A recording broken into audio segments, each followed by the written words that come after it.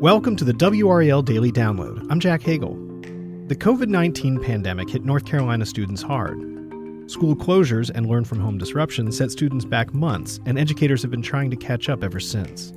A new study indicates that the state has made considerable progress in the war against learning loss. The big question now, will it continue now that federal funds are drying up? WRAL Education Insider Emily Walkenhorst is here to break it all down. Emily, good to see you again. Great to be here.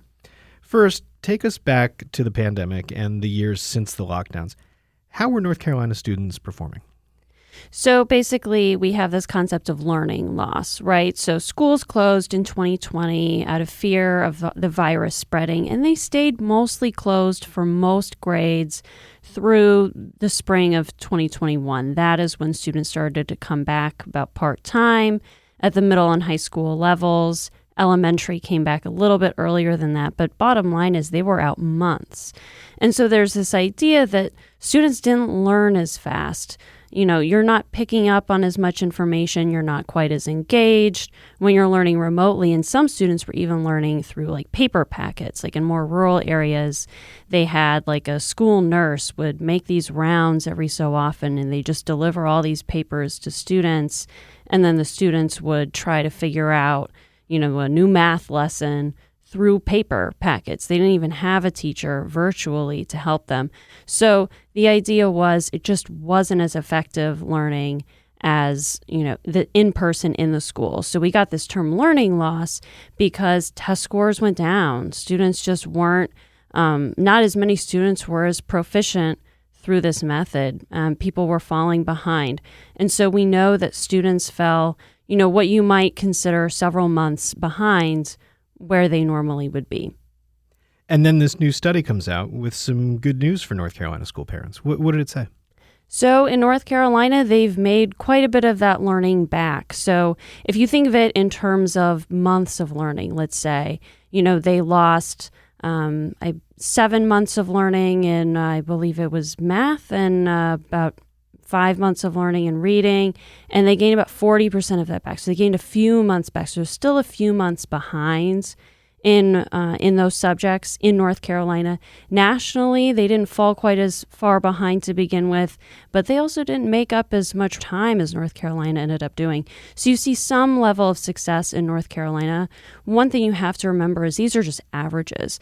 So across the state, we saw students gain a few months learning back. So basically in a full school year ending in 2023, they learned more than a full school year's worth of learning. So they, instead of 10 months of learning, maybe they gained 12 months of learning. And they really learned a lot faster than they ever had before. But again, you have to remember, these are just averages. So, you know, some students might have really excelled. You know, higher income students made bigger gains than lower income students in some places, that kind of a thing. So there are still some gaps for some students. What was the most surprising thing within the numbers? So there were some surprises. When you drill down to individual school systems, there were some that just did way better than others, and there were some that did way worse than others. So a few different school districts, you know, including some more rural school districts, Person, Vance, but even in Chapel Hill, Carborough, you know, they didn't make up hardly anything that they lost in math in Chapel Hill, Carborough, especially. And so there were some places where they just didn't make the gains that you saw across the rest of the state. And then there were places where they did make bigger gains. Wake County and Durham seemed to really kind of erase some of the learning loss. Johnston County actually seemed to do better when schools were closed. Some of their scores actually went up. They had gone down a little bit before the pandemic, but then they went up and then kept going up. And so you do see a lot of variances across the state. Let's take a quick break. When we come back, we'll hear about how school districts have managed the turnaround and what happens to the progress when federal pandemic funding runs out. Stick around. Welcome back to the WRAL Daily Download. We're talking with WRAL Education Insider Emily Walkenhorst about learning loss recovery in North Carolina. Emily, I'm trying to visualize learning loss. This is like every kid missing months of school and then trying to catch up, but while also staying on top of the current lesson, right? Yeah, so basically it's this idea of let's have kids learn faster than they've ever learned before. We're going to speed through these lessons.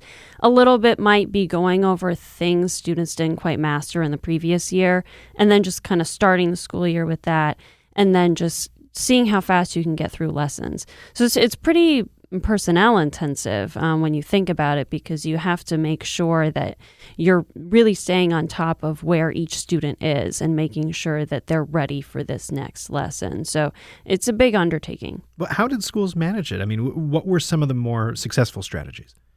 So we know that schools have done a lot of tutoring. We also know that tutoring hasn't actually reached most students. So there's a lot of evidence to suggest that intensive tutoring works, but a lot of that has been, focused on only reading, or maybe both reading and math, but only for first graders or second graders, or, really young students. But we really saw all this data really encompasses third grade through eighth grade. That's a lot of grades. Most of those kids did not receive tutoring.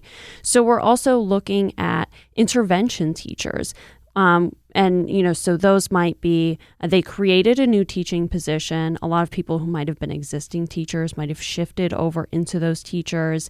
And basically they just worked with smaller groups of students. It's very similar to tutoring, but basically they just pulled students out and they made sure that these kids were staying on top of their lessons. You also saw instructional coaches in some places. So basically they might have led a team of educators, gave teachers feedback on, hey, this is how you can improve this lesson.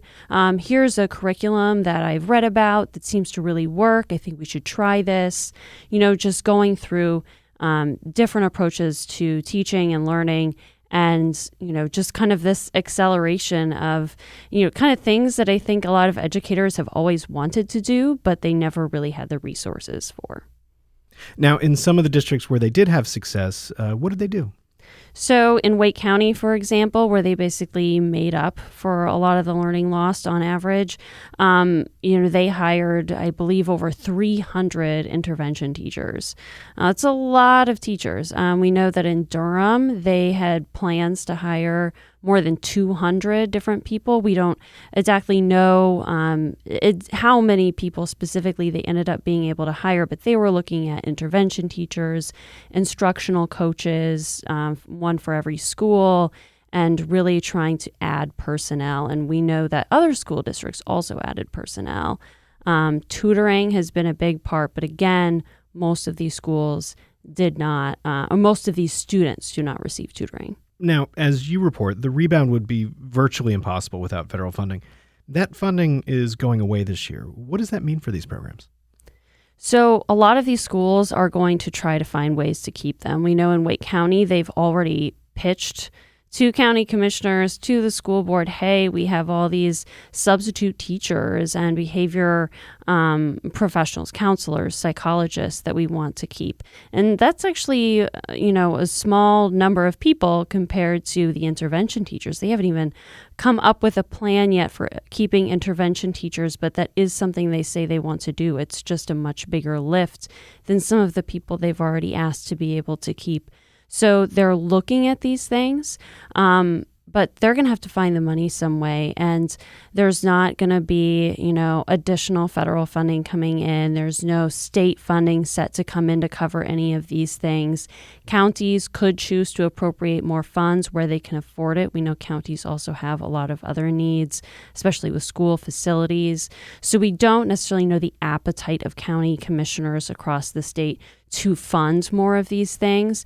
So one thing that schools may end up doing is kind of looking at what their current programming is and just cutting stuff that they think they can get rid of.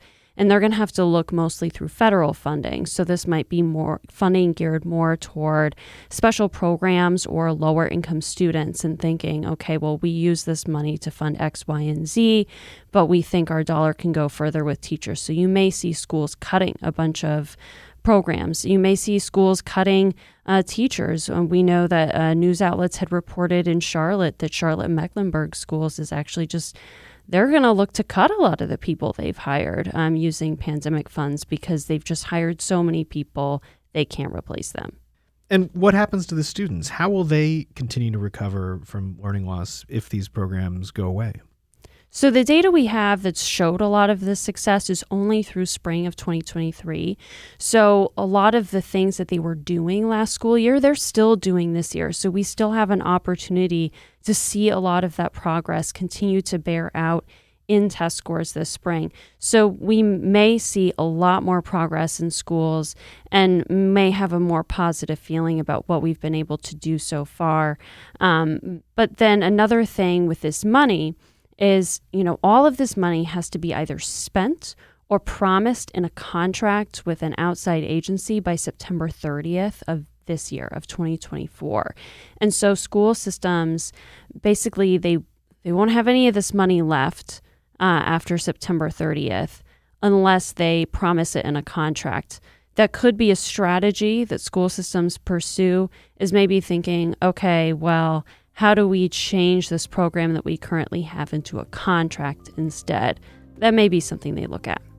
Well, we know you'll be watching. Emily, thanks for joining us as always. Glad to be here.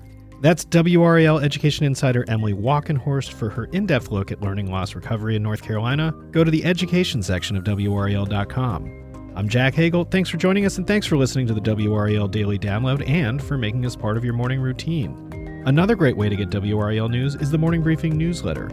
It's a daily email with Triangle news, events, and headlines to help you get ready for the day. Sign up at WRAL.com/newsletter.